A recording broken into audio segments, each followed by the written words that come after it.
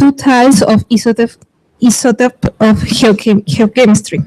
Esta presentación estará a cargo del Dr. Anthony Dosseto de la Universidad de Wollongong, Australia. Para la presentación y para conocer un poco mejor al doctor, vamos a dar pase al director de Geología Ambiental, ingeniero Lionel Fidel.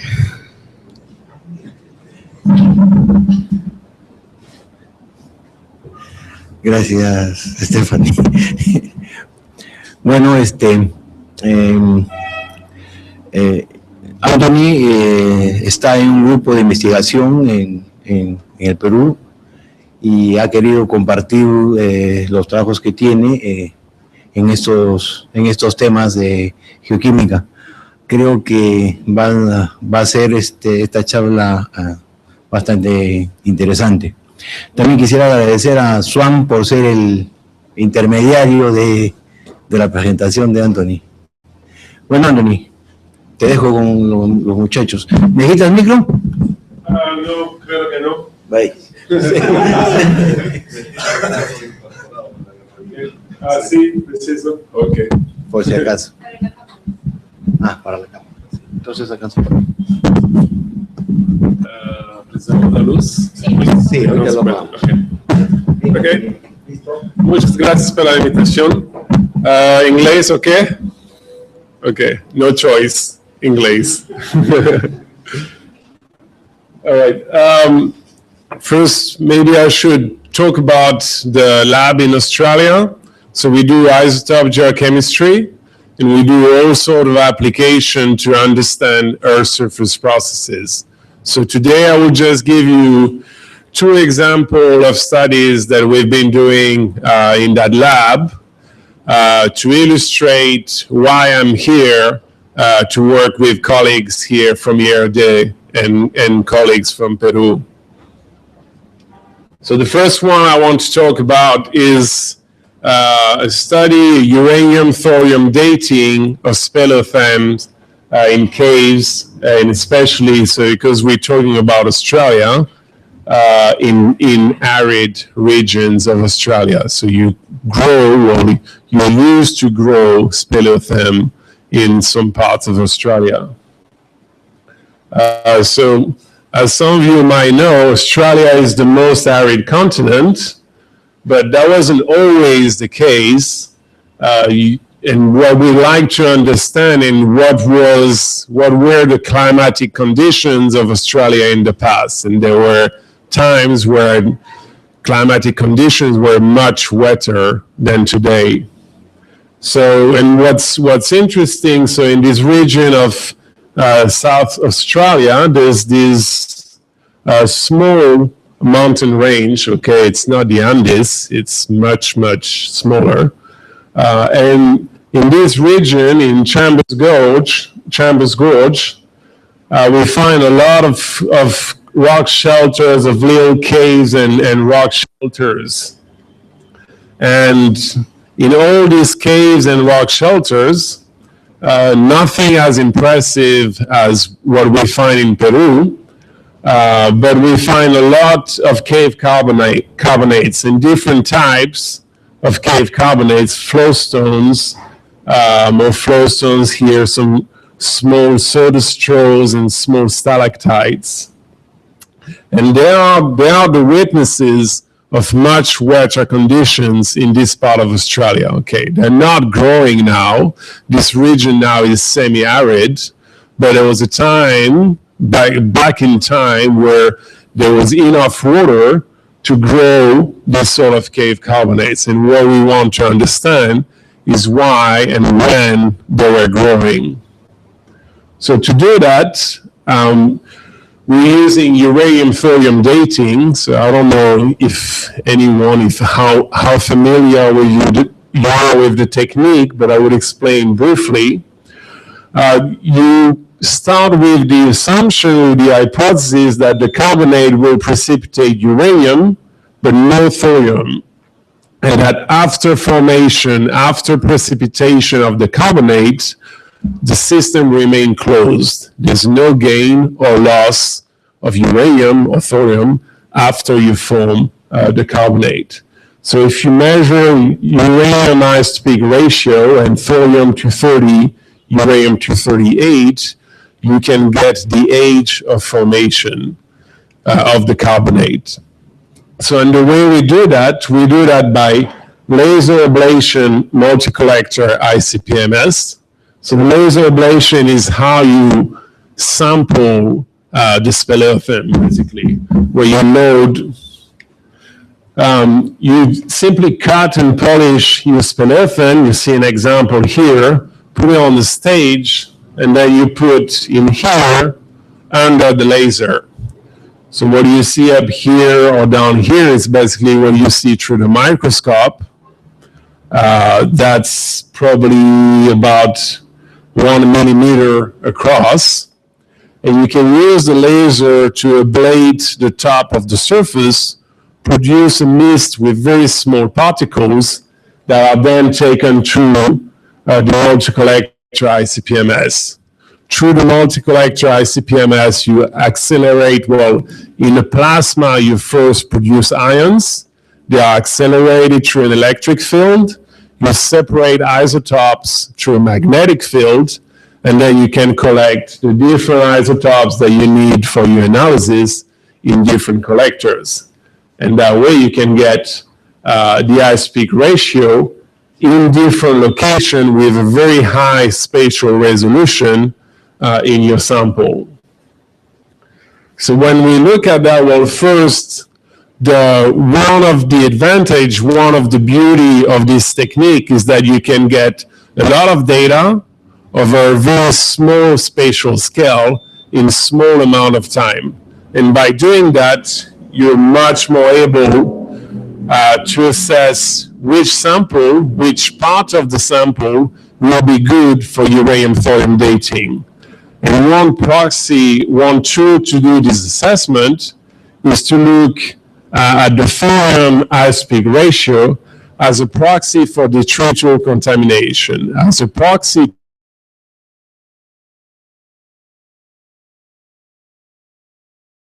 on this thorium, because you want sample with no thorium at the start, at the time of formation. If that ratio is high, if we take an arbitrary value of 20, above an activity ratio of 20, all these samples are considered as clean, as good for uranium series dating. And all these samples, so mostly here, that's the stalactite and the sawdust straws. They seems to be good, clean enough for series dating. But things like flowstones are much more problematic because they contain a lot more initial thorium. So an example of one of the samples we dealt with, so each spot on this image is about 250 micron, 250 micrometer across. And there's about 30 spots across a few millimeters. And you can see, well, the quality of the image is pretty bad, but you can see a series of lamination, and we've been sampling and analyzing for each one of these spots the uranium and thorium isotopic ratio. And what you see across this sample, for most of the transect, we have high values of thorium isotopic ratio, meaning that most of the sample is good for uranium series dating.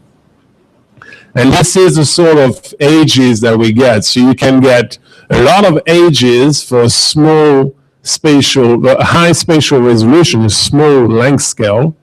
And you see that from this part of the speleothem to this spot, you get ages that go from 2,000 to 6,000 years. Okay, so that speleothem started growing during the mid-Holocene at about 6,000 years, and was growing until about 2,000 years ago.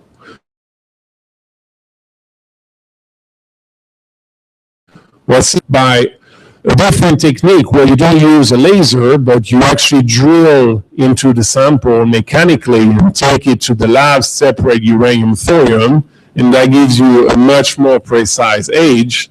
and that's this red dot here. You see that where we drilled mechanically to measure that age, we got about the same age as when we use the laser. So that's the sample I just showed you.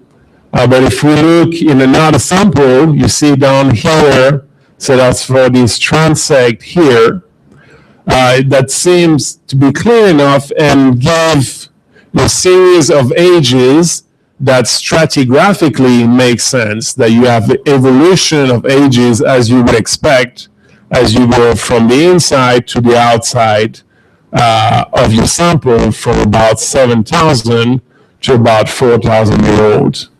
Over this transect here, small transect, that seems to be also coherent with that other transect. What is more problematic is things like this transect here, which is in much dirtier part of the sample, where that evolution of ages is a little bit more problematic. So what do you do? So you see that for the clean speleothems, for the clean samples, we get ages that go from as young as 2,000 and as far back as 200, 300,000 years old. So you cover, there's been a growth of speleothem of cave carbonate in this case for long periods of time. But then, so how do we deal with these dirty samples? Well, what we can do, so when they're dirty, you can't just get an age for a single spot that might be meaningless. So instead, so you look for population of ages of samples that may have formed at the same time. And if they do, if you have subsamples that form at the same time but evolve with different uranium-thorium ratio, in this diagram, they will be lying on a line, and the slope of that line is a function of the age.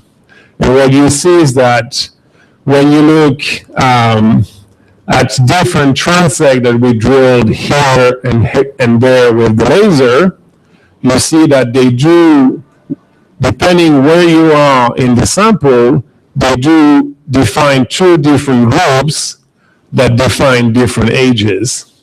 And this is where we get, that's the red dots. When you infer an isochron age from each of the population, you see that the inside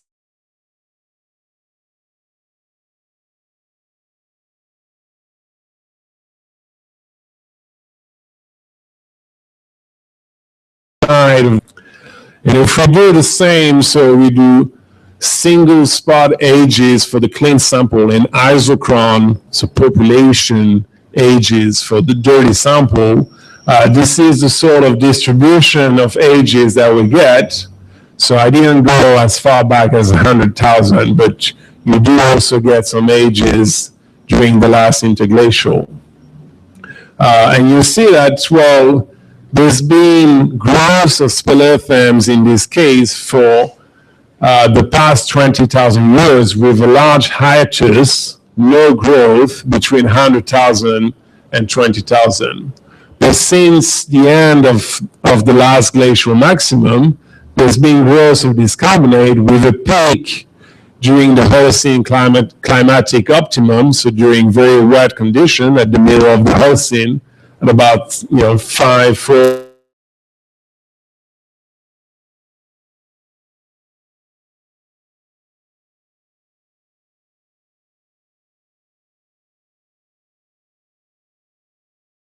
as young as 2,000 years ago. So the second part, the second study I want to show, and that's another thing I'd like to do around here, is to look at the links between chemical weathering and climatic variability, which is important to understand how the Earth regulates its temperature, so the Earth's thermostat. So we know that chemical weathering, so the dissolution of mineral and clay formation, is one of the major sinks of carbon dioxide. So it's important, it's an important process to regulate the temperature at the surface of the Earth. So the question is simple: when you change the condition or temperature, how will chemical weathering, how in response to changing climate? So to look at that, we're going to use isotope of lithium, so lithium-7 and lithium-6. We use a delta notation, simply means that we normalize the ISP ratio of the sample to a standard. And lithium is interesting because these two isotopes fractionate not so much during mineral dissolution, but they fractionate during the interaction of water and clays. And depending on the intensity, depending on how much clay you form and the intensity of chemical weathering and the production of clay, that will control what sort of ISP composition you get in your sample. And previous work has shown that when you look at the lithium isotope composition in waters from rivers, you have an inverse correlation with weathering rates that you get at a catchment scale. Okay, so in your water, if you have a low lithium ISP composition, that generally correlates with fast weathering rate. A high lithium isotope ratio means slow weathering in the catchment. So, and people have tried to reconstruct past condition of weathering, looking at forams, looking at the lithium isotope composition of forams in the ocean, and that's the sort of curve they came up with. So they imply that, well, you see an increase in lithium isotope composition from 60 million years to 0, so through the Cenozoic, and they interpret that as an increase in chemical weathering in response to increase to erosion. So we think that during the late part of Cenozoic, there's been an increase in erosion, and mostly maybe as a result of the uplift of the Himalaya. And if you increase erosion, we know that there's a strong coupling with chemical weathering. If you increase physical erosion, you will increase chemical weathering. So, and that increase in chemical weathering, because that draws down carbon dioxide, that would drive down the temperature, and that will explain why from oxygen isotope, we think that there's a cooling during the late part of the Cenozoic. But that interpretation doesn't work very well with what we see from rivers. So they say that a high lithium isotope ratio means a higher weathering, but this is the straight opposite to what we see from river studies. So instead, it's more likely that their curve in the ocean mean a decrease in weathering rates throughout the Cenozoic. But in that case, if chemical weathering decreased, then that doesn't explain anymore why the climate cooled. So did chemical weathering add any role on climate, and what caused the cooling? So I'm not going to answer these questions today, unfortunately, but at least that motivates us to better understand what controls lithium isotope and what are the links between chemical weathering and climate variability. So to do that, well, we went in Himalaya and we wanted to look at small systems, okay, simple, hopefully simple systems. Looking up here in the Himalaya, in the upper part of the Ganges River. And we look, all these pins are different alluvial deposits, so either in alluvial fan between the Yamuna and the Ganges, so the Donga fan, or terraces of the Yamuna and terraces of the upper Ganges.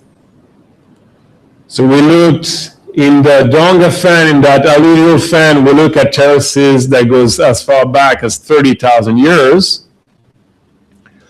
In the Yamuna, we look at terraces just at the exit of the Himalayas, and they span over the last 10,000 years.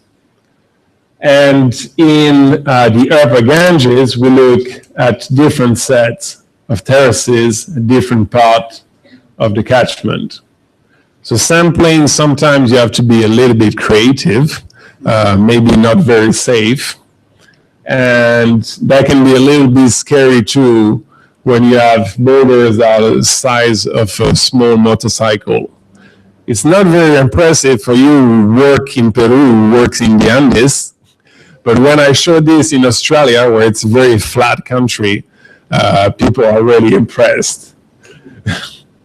Okay, so this is what we see. So we look at lithium isotope in the sediment from river terraces, from river deposits. And this is what we see over the last 30,000 years.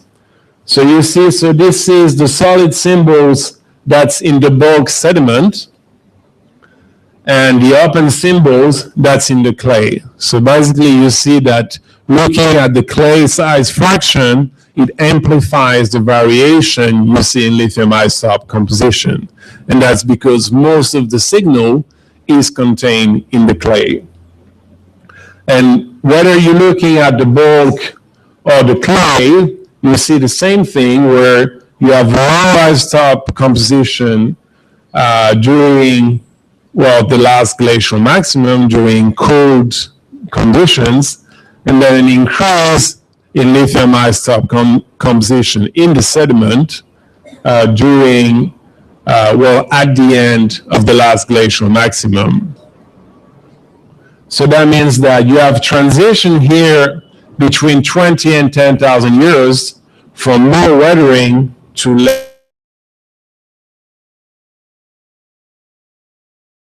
less weather. Somehow relatively correlate with change in monsoon intensity. And at that time, between, well, more 15 and 10,000 years, it's a time of intensification, of increase of the intensity of the monsoon in India. So that means that when the monsoon becomes more intense, you have less chemical weathering.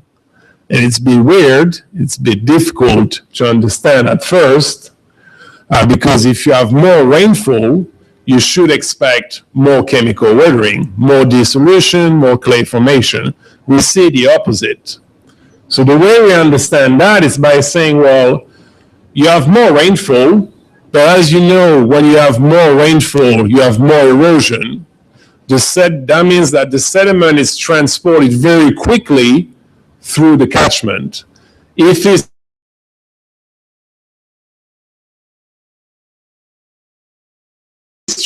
we see, despite of more rainfall, despite of more water, we see less chemical weathering.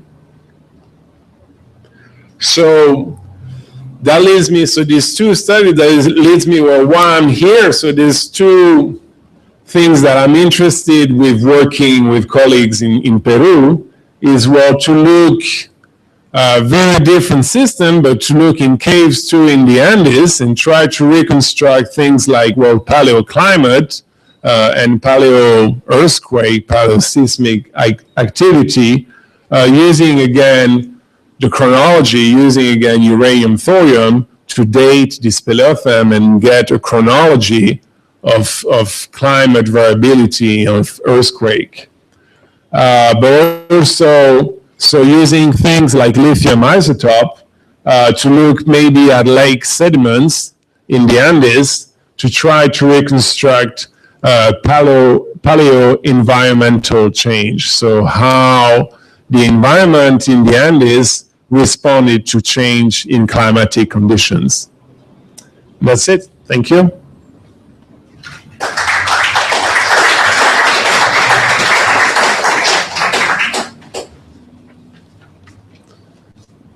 ¿Preguntas?